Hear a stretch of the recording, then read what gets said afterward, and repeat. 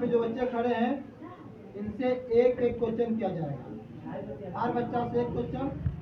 और इन बच्चों से यदि क्वेश्चन नहीं आएगा, अगर ये बताने में असक्षम रहेंगे तो आप लोगों में से कोई भी जिसका मन करे हो, जिसको क्वेश्चन का उत्तर आ रहा है खड़ा होकर बता सकता है।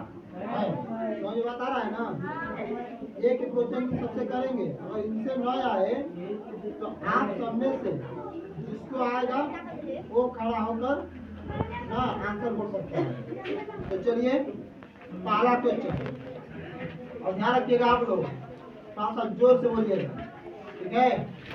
मतलब इतना बोलिएगा जोर से कि आपका आवाज आपके मुंह से निकल कर मोबाइल में रिकॉर्ड हो जाना चाहिए। समझ आया ना? चलिए तुमसे रहेगा बच्ची पर, पृथ्वी के कितने परत होते हैं और कौन कौन? कितने परत होते हैं, कब होता है?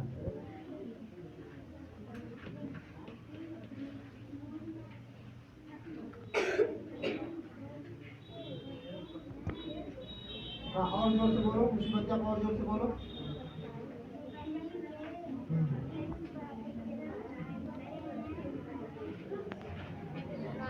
बोल रही है पृथ्वी के 3 परत होते हैं, सही है? एकदम राइट है। हाँ मनीषा तुम बोलो तो, पृथ्वी के 3 गो परत कौन कौन होता है? सियाल,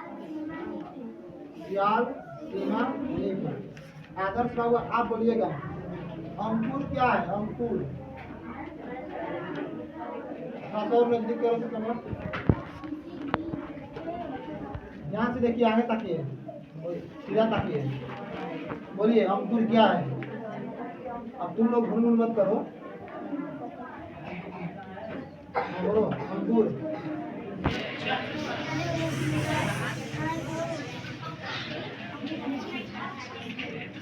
आवाज सुनाई दिया है? हो नहीं सुनाई दिया? हाँ जोर से बोलो, देखो हिम्मत बना बोलने का ना, बढ़िया से बोलोगे इसमें रिकॉर्ड होगा।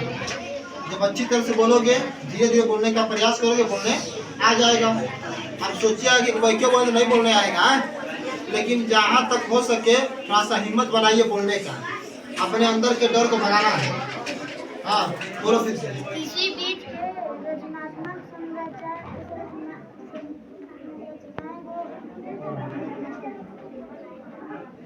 तुम बोलो, बोला अंकुर क्या है अपने भाषा में?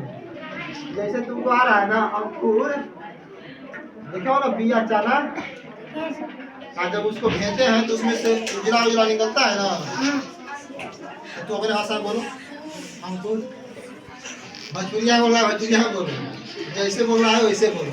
आप लोग शांत रहिएगा। हाँ बोलो, सीधा ताको ढंग का।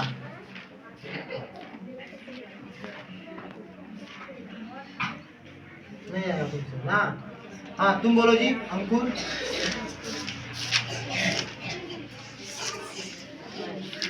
हाँ तुम बोलो अंकुर।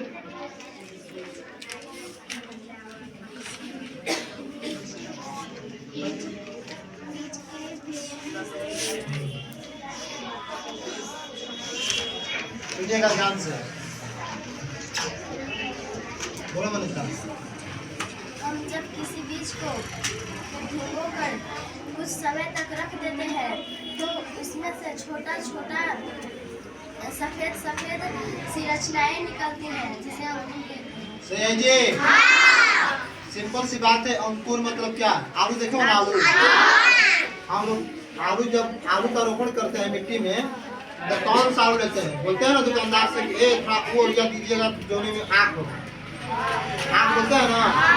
तो किसी बीज से जो सफेद सफेद संरचना निकलता है, उस सफेद संरचना को ही क्या कहते हैं? अंकुर। समझ में आया कि नहीं है? चलिए एक क्वेश्चन और रहेगा,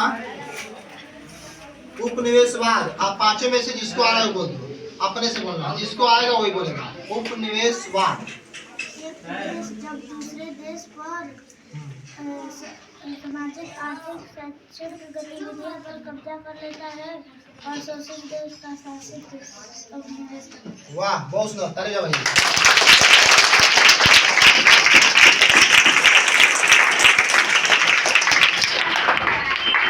दिखाई दिया है क्या बोला दर्ज?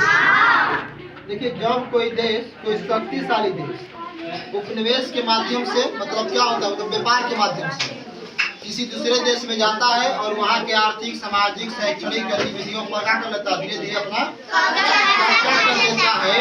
तो जो शोषित देश होता है ना, शोषित देश, शासित देश का क्या कहलाता है, उपनिवेशवाद कहलाता है। बहुत सुंदर। एक क्वेश्चन और है आप लोगों से, एक क्वेश्चन आखिरी और अंतिम।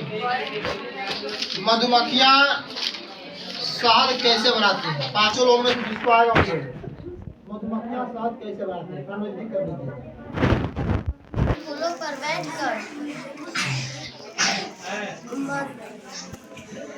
मधुमक्खियाँ फूलों पर बैठकर मकरंद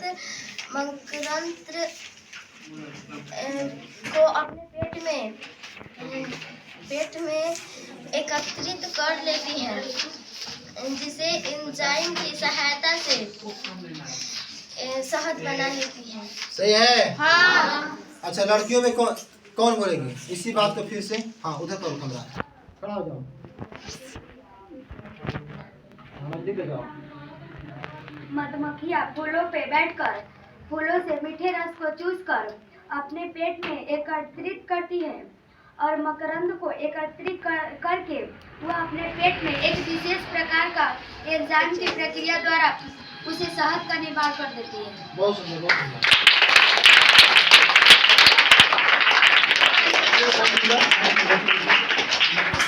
चलिए, आप लोगों का बहुत बहुत धन्यवाद हमें देने के लिए। नमस्कार दोस्तों, आप देखकर इस वीडियो के माध्यम से बच्चों को पढ़ने के लिए प्रेरित करें और धीरे धीरे ओम क्लासेस के माध्यम से बच्चों में एक प्रेरणा देना है। उद्देश्य बच्चों के अंदर से जो डर भय है वो निकल जाए। धन्यवाद।